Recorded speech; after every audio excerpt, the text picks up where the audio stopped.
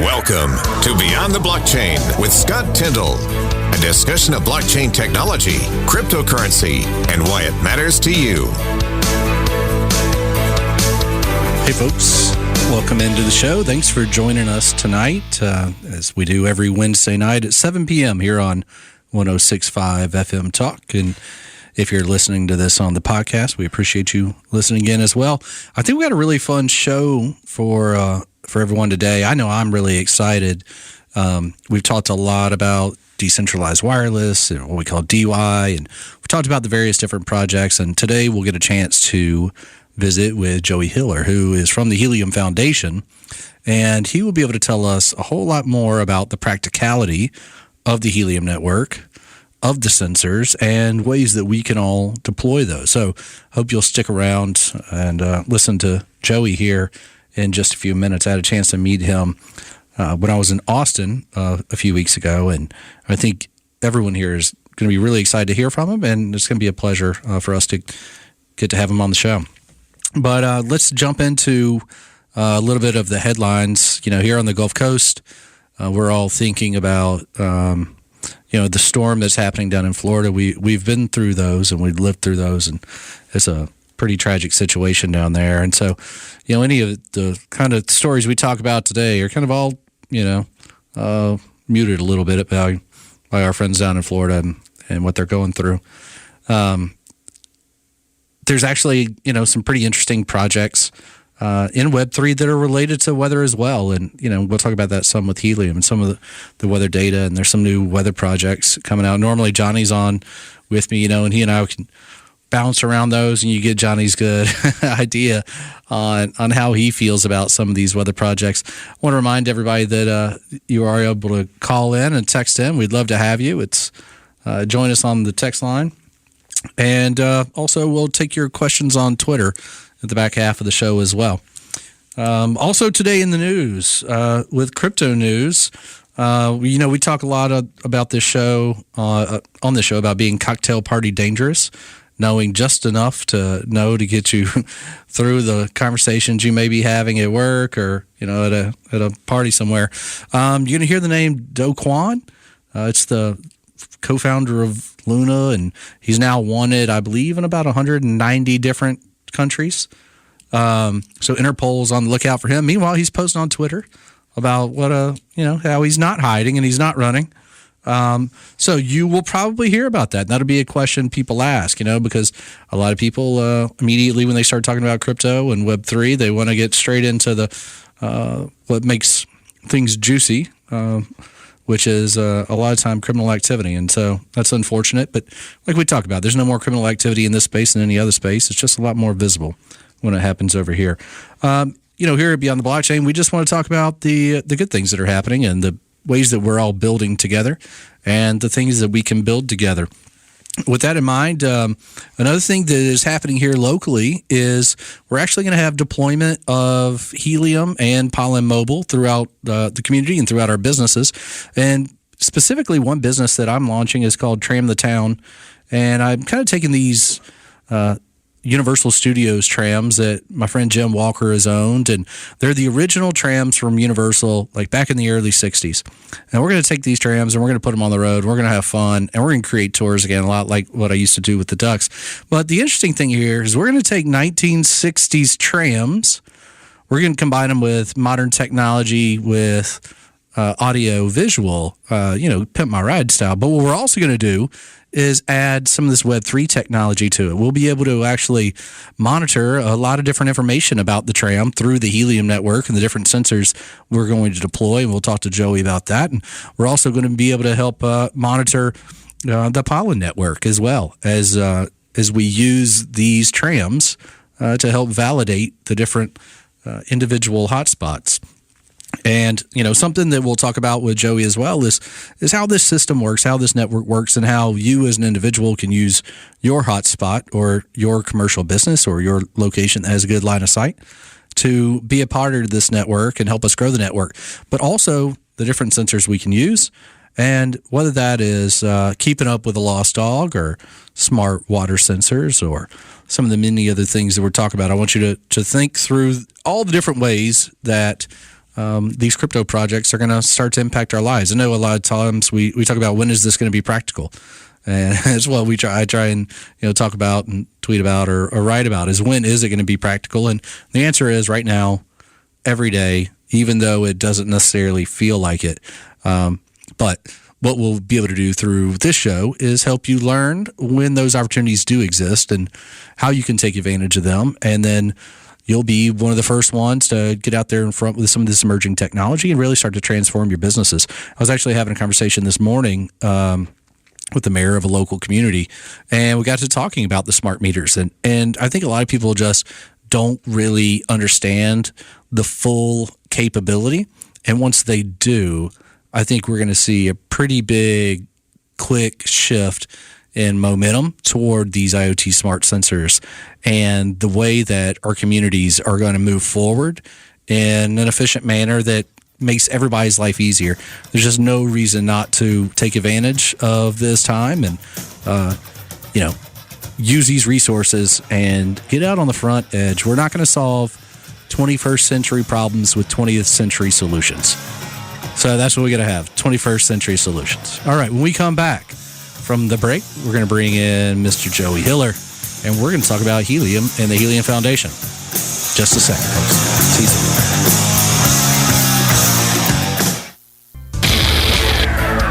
Welcome back to Beyond the Blockchain with Scott Tyndall. Hey, folks, welcome back to the show. I appreciate you sticking with us. And another wonderful Wednesday night here on FM Talk 106.5. If you're listening live, we appreciate you. You can always text in questions at 251-343-0106. And we'll be happy to answer those questions for you on the air. And if you're following along on the podcast, we appreciate you joining us from wherever you get your favorite podcast and maybe even YouTube. But let's move on to the star of the show and someone I am just thankful to have gotten a chance to get to know. And I am very impressed with this person and the work they do and the way they represent the industry. And so it makes me happy to bring on Joey Hiller. How are you, sir? Hey, I'm doing well. Good to be chatting with you again, Scott. Excellent, sir. So, Joey, you're with the Helium Foundation. Now, our listeners are familiar with Helium. We've talked a pretty good bit about it. Why don't you tell us a little bit about the Helium Foundation and kind of the work that you're specifically doing there?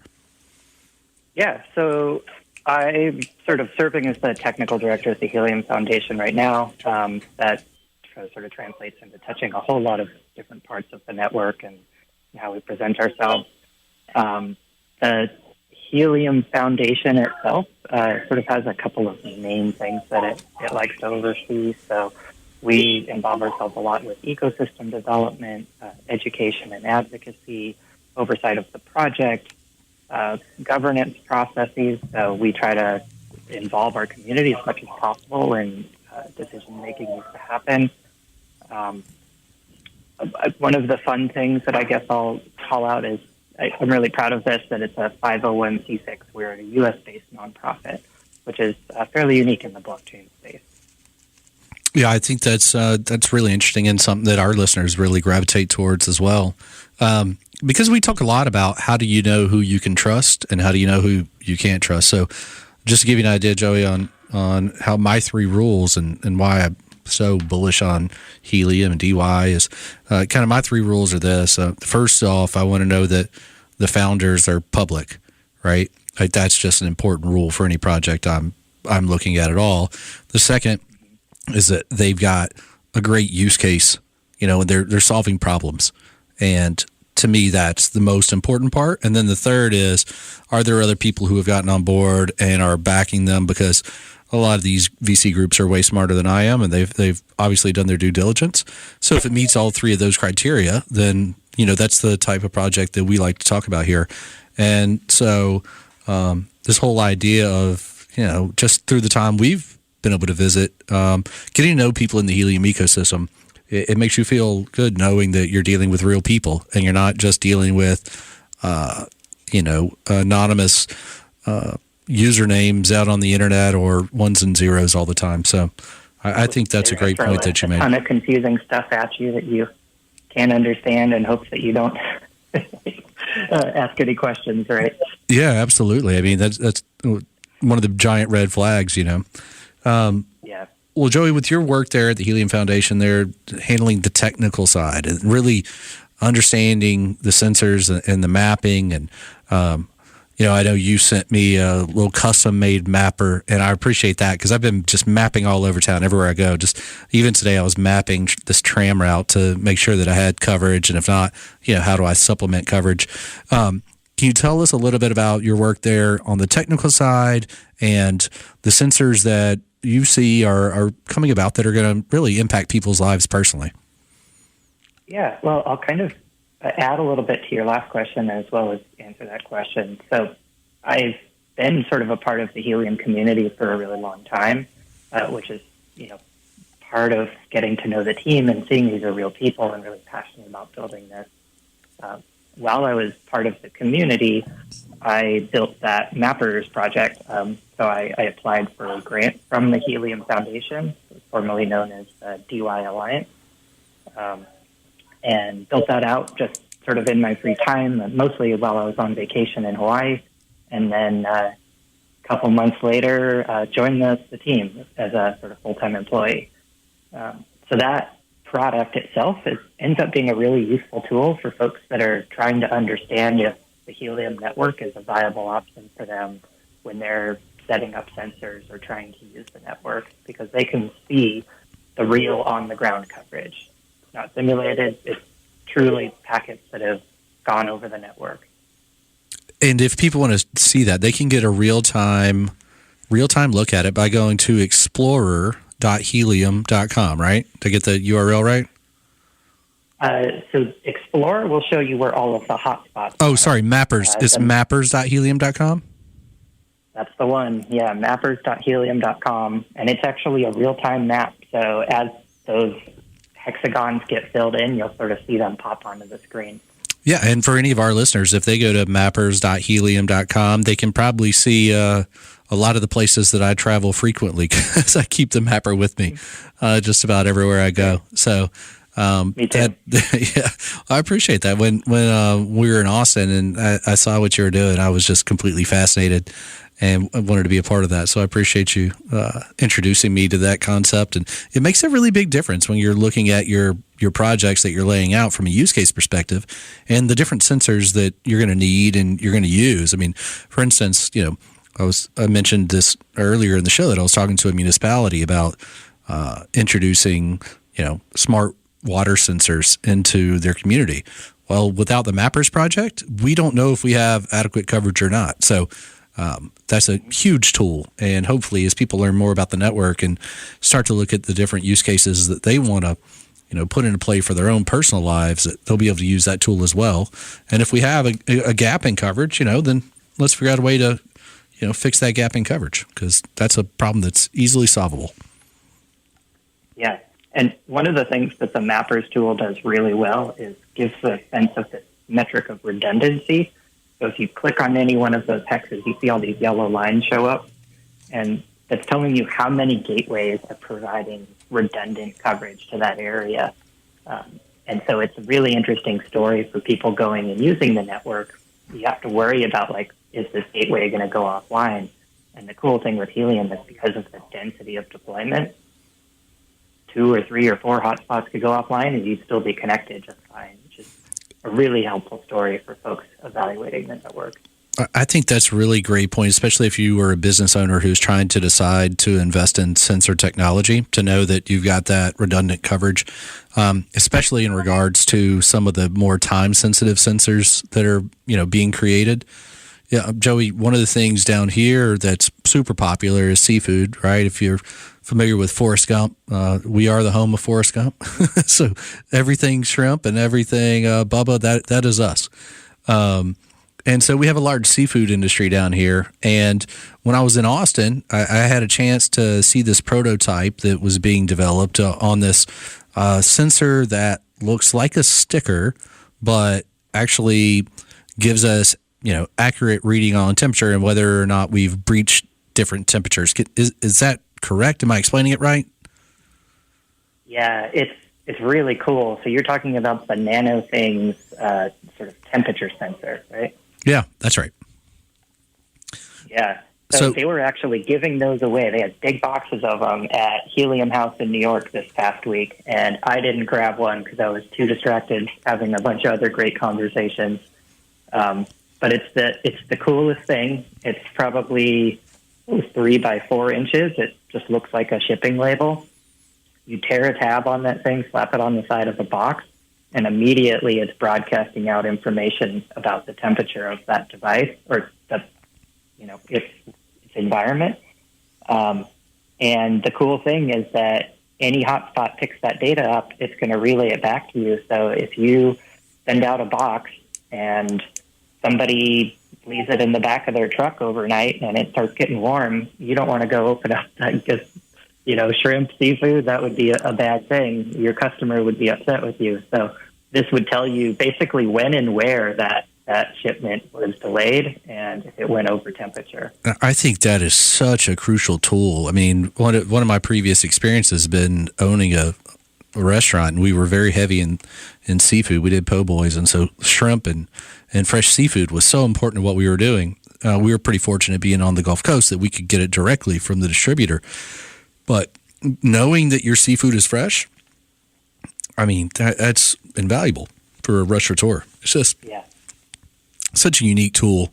And then from a more broad sense, I've just seen a lot going on with package tracking, asset location. Can you talk a little bit about where the industry is going there and what that can mean for our ability to keep up with stuff that we're hoping gets to our desired location? Yeah, asset tracking is actually one of the easiest things to kind of wrap your head around with what things you can do on the Helium network. Because our coverage is so much bigger than any other LoRaWAN network, the protocol that we develop on, that's ever existed, folks are starting to look at asset tracking and say, like, wow, we can actually do this. So there's existing devices that are out on the market. Previously, they were sort of used in small, confined spaces. So, things like university campuses or corporate campuses, things like that. But now you can throw one of these things on a truck or a bike or a scooter and go clear across town or clear across country, and you still have that same coverage that you would have back home. Yeah, I think that's, when you're looking at maybe more of a rural deployment where you wish you had access to the internet, but it just doesn't make sense from a cost perspective to put maybe an LTE card on that device to be able to track an asset and use the Helium network at a pretty low cost in comparison to the other ways to do it.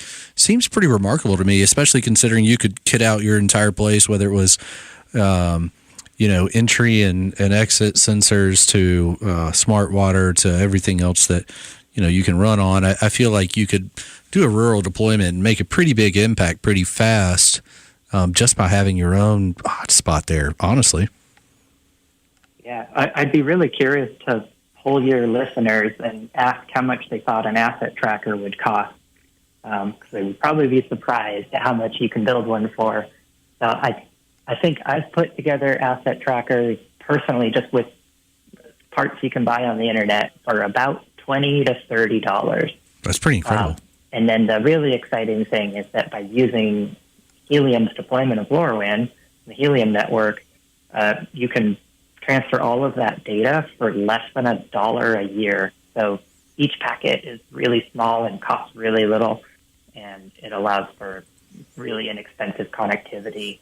There's no SIM card cost or anything else on top of that. It's just really looking for that data transfer. And that's pretty remarkable because as our community continues to embrace, this DY movement in Helium, we've got pretty good coverage, but it's going to get substantially better. But now we're basically saying that we can do any asset tracking for $20 to $30 per tracker, and then $1 a year. I mean, typically, if I need to do some asset tracking, I'm going to have to do, a SIM card on it. It's going to cost me at least $40 a month. Now, all of a sudden, it's starting to make a lot more sense for me to track my fleet, for me to start tracking equipment and things that previously I might not have wanted to invest in. I think, that's going to be a pretty big market there. And I think that people are going to be all over that as they learn more about it. Yeah, really cool, like anecdotal story there. One of the guys that owns this company, CalChip Connect, put some asset trackers in his crab pot. Somebody stole his crab pots out of the ocean, and he saw them pop up in a marina here in the San Francisco Bay Area, went and grabbed the fish and game guy and got his crab pots back, and the fish and game person was just in awe that there was is a solution that existed. What a great way to lead us into the break, Joey. You teed me up perfectly because all of our listeners know about their crab traps and leaving them out there and hoping nobody poaches the crabs out of your trap while you're gone. Now we can track them. Practicality here on the Helium Network. When we come back, Joey's going to talk to us a little bit more about the fun things that are going on in this industry and ways you can get involved.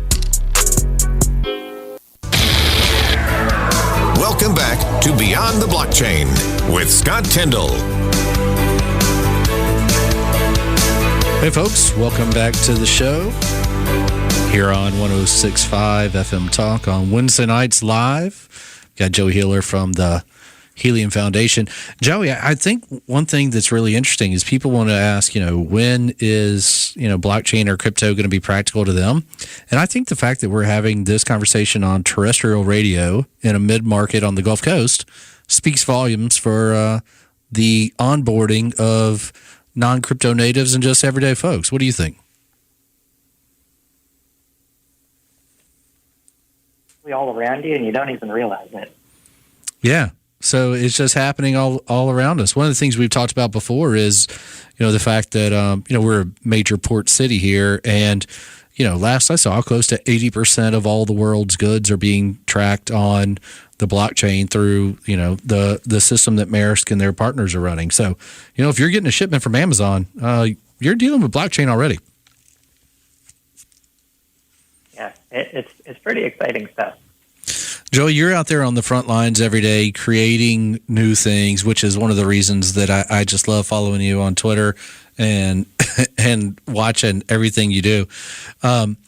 Where do you see the next wave of sensors that get onboarded pretty fast? I mean, what do you think is right here on the cusp of being in almost, as many homes as possible? Yeah, I mean, it's always a really interesting thing, like where it's going to go next. The Helium network is very, very new when you're looking at sort of the hardware space. It takes a little bit of time to build hardware. The Helium network has only really been at a commercial viable scale. It's getting really enticing within just the past year, I would say.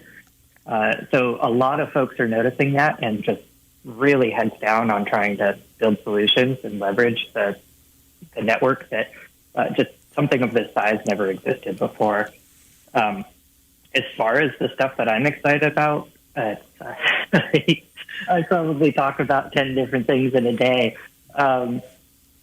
There's so many cool things. It can be as simple as a moisture sensor for your garden or a little switch on your mailbox that sends you a text message when your mail's been dropped off or something, to being as complex as full statewide deployments for wildfire detection or cattle tracking, or, we talked about these smart things labels the nano things labels that will notify you if your cold assets have gone over temperature. It's really interesting. I think that I grew up in the 80s, showing my age, but in the 80s we had this vision of the future that everything was all interconnected. And we didn't know to call it the internet, I don't think, but we kind of had this vision of what the future was going to be. And I think now we're starting to have that become a reality. I mean, I think, pretty soon we'll all have smart meters. Every new house will just be built with all this IoT smart technology that is just ingrained in the way we do life. And it'll happen very slowly and then very quickly all at once. Yeah, and I think it's also really important. Nobody wants to get notified, from text message every time somebody opens the refrigerator, but it's the time that your refrigerator stops working. Like, that's going to be that moment where you're, wow, I wish I had known about that before I went to go make dinner. Or we've got folks that work with food kitchens who they get a lot of sort of secondhand equipment, and sometimes it goes down. Those people rely on that equipment to work, and so they have to know when that stuff becomes inoperable. Yeah, that's a great point. Letting them know as soon as possible, it's a world of difference. Yeah, you're hitting the nail right on the head there. One of the best things I've seen from a practicality standpoint are these sensors for your commercial kitchens and for your coolers. Because previously being a restaurateur, like if you lose power and your freezer, starts to thaw and you lose all that inventory, it's not just like an immediate problem, but it becomes a massive long-term problem as well, trying to get back on track. And so to be able to salvage that, food or the meat or seafood or whatever you have in that cooler just makes a massive difference. And I know we've seen some, of these chains and franchises jump on, but I think what you're going to see very quickly, Joey, just talking to restaurant and hospitality and tourism people, I think you're going to see a chain reaction really fast. You're going to get one chain on board, and the next thing it's a copycat game, and we're just going to see everybody in the industry pretty soon using some kind of remote technology to monitor, those kitchens, even in places where previously they didn't think that investment was worth it. Yeah, we're already starting to see some big names sort of come through the inbox. I'm really excited to see people notice the value here. It's good for the network. It's good for customers because the price point is so affordable. I guess one clarifying thing, my role at the foundation, I don't sell anything, which is really exciting position to be in. Our sort of number one driving force is just to make sure that people are recognizing and using the network. So I don't have to say sign up for this or pay us a thing. It's just consider this as an option. If it works for you, you should go use it. Yeah, that's a very liberating place to be. And it also allows you to be far more authentic about your, pitch, more or less. Because at the end of the day, it is a pitch. You're not pitching a product, but you are pitching network usage. And it provides a level of authenticity that I appreciate, especially in this industry where we're not always sure if we're, getting what we were sold. Yeah. And we talk about asset trackers, I love my AirTags, right? Those aren't Helium devices, but they're really good for my keys and, some close to home type stuff. But it's not a solution that scales, and sometimes it's important to not have to rely on cell phones. So Helium, LoRaWAN, cellular, they all sort of have their place for various deployments and various use cases. But I get really excited about all of those things that LoRaWAN is just the perfect fit for, because it solves a lot of problems. All right, so that's a really good point. Give us the 2-minute understanding of LoRaWAN. I think our listeners know, but I think your explanation is going to be better. And then after that, I'm going to follow up with a hypothetical scenario on we're going to build out a hunting camp. But you go ahead and tell us what LoRaWAN is, kind of in your expert, explanation. Yeah. So, oh boy, I could go real deep, but I'm not going to. So LoRaWAN, at its simplest way to sort of understand it, is a protocol that excels at leveraging open spectrum. So this is the same thing your old cordless phone ran on.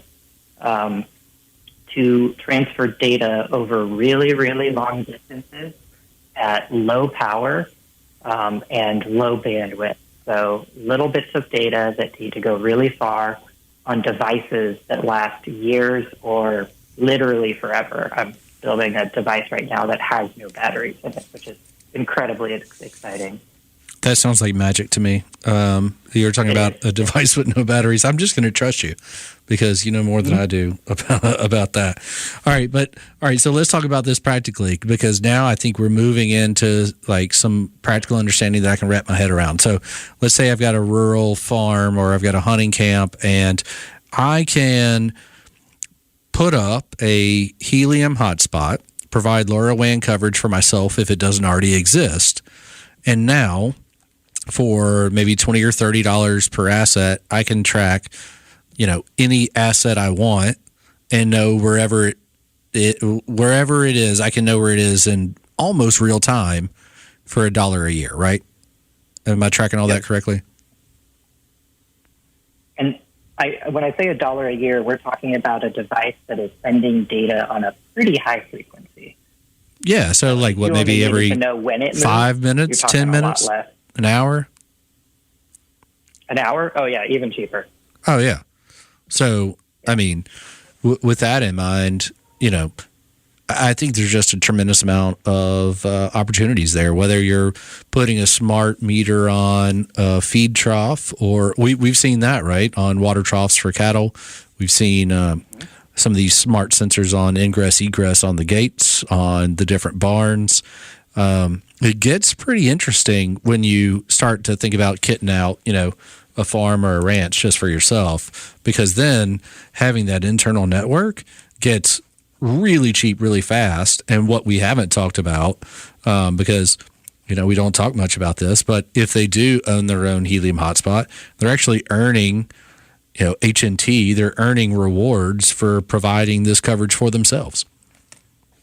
Yeah, it's one of the sort of magical things about it. We talked about that $1 a year. If all of that data is going through your hotspot, you're the one getting paid for it. Yeah, so basically it is a self-paying infrastructure that rewards you as you deploy more sensors. Mm-hmm. That's a pretty interesting loop there that I don't think exists in very many business models. To clarify, you wouldn't necessarily earn any money running your own data through your own hotspots because you had to pay for it in the first place. So yeah. It just comes back around to you. That's right. We can get into the details when we come back. But Joey, you're right on the money, man. I appreciate you being here. If you'll stick around real quick, we'll just a couple more minutes when we come back from the break. Great.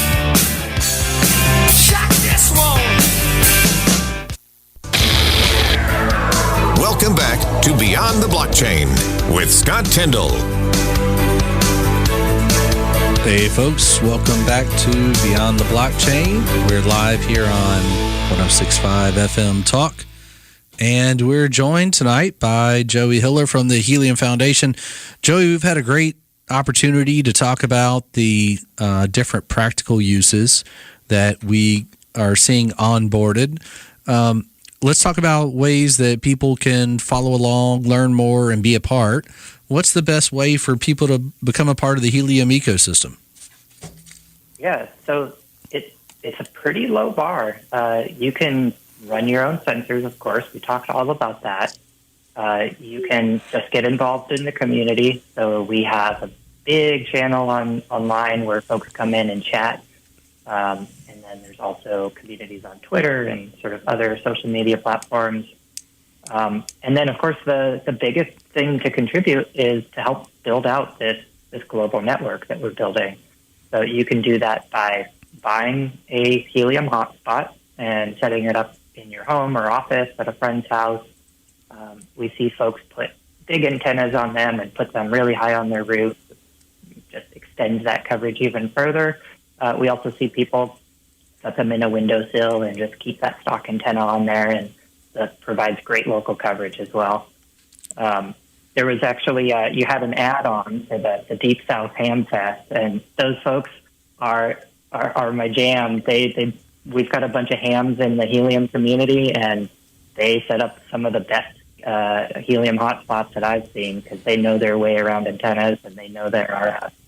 And it's really fun just seeing where the packets come in and how far that coverage can go. So, yeah, that is OG wireless communication right there.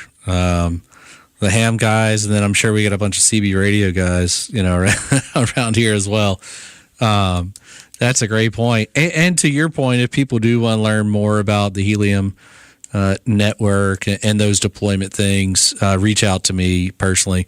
You can find me on Twitter or Facebook, or my email is just scott.tindle, TINDLE @gmail.com. And I'd be happy to visit with folks about that as well. Because I know there's a lot of questions that come up and people don't necessarily know how to get started and how to start approaching that. And, Joey, I just am so optimistic about the space. I'm so optimistic about the future of Web3. And I think that one of the things that I'm most impressed with regarding the Helium community and a lot of the Web3 projects that, we talk about on the show is just this concept of not looking at it day to day. Nobody here is looking, at minute to minute results. We're all focusing on building for the future. And I appreciate the fact that you're doing that. And I think that's something that's very exciting. Yeah. Everyone working on this project is just heads down, super excited about the opportunities that are opening up for it. It's so easy to get stuck in the day-to-day news, and I think most of our team has uninstalled Twitter from their phones and things like that, just because it's too much noise and it's distracting, and it doesn't actually make any difference in the long run. Yeah, that's a great point. And one of the things that we talked with our listeners about all the time is this concept of FUD and just kind of ignoring most of that because it mostly is noise. But Joey, I want to end this on a positive note, man. I appreciate you being here. This has been fantastic.